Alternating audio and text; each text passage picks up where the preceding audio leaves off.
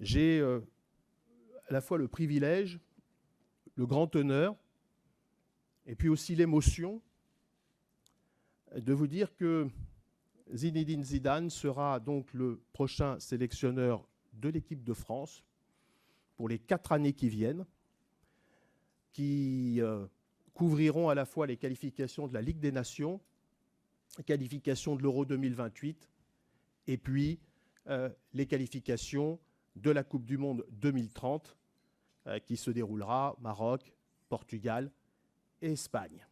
De France, vous n'avez pas caché votre désir de devenir un jour entraîneur. Aujourd'hui, pour moi, c'est juste une continuité, quelque part un rêve.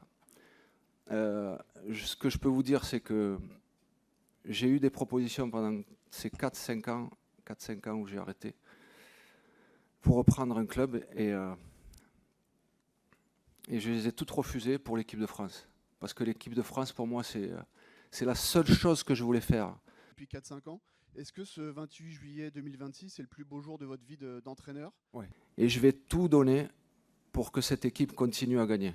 Voilà, c'est la seule chose qui m'anime, c'est de pouvoir travailler pour cette équipe de France et pour qu'elle continue à gagner. Vanni Castelli, la chaîne L'équipe, juste là. J'aurais une question pour le président également. Vous avez porté le numéro 10 de l'équipe de Zidane en février 2025 et l'avoir vu plusieurs fois ensuite. Quand est-ce que vous avez eu son accord définitif?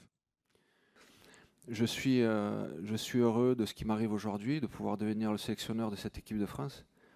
J'ai pas d'autres mots, je suis contenu parce que forcément, mais j'ai plein d'émotions en moi, quoi. Je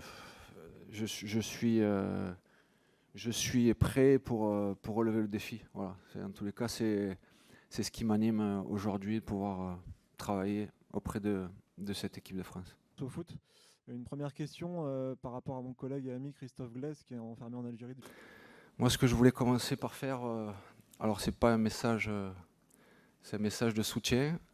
C'est à toutes les personnes, tous les pompiers et tout le monde agricole qui s'occupe de toutes ces personnes qui sont en difficulté aujourd'hui. Voilà, c'est un message de soutien, une grosse pensée pour eux. Je crois que c'est un moment compliqué, beaucoup de familles qui vivent des moments compliqués. Donc voilà, ma première pensée, c'est celle-là.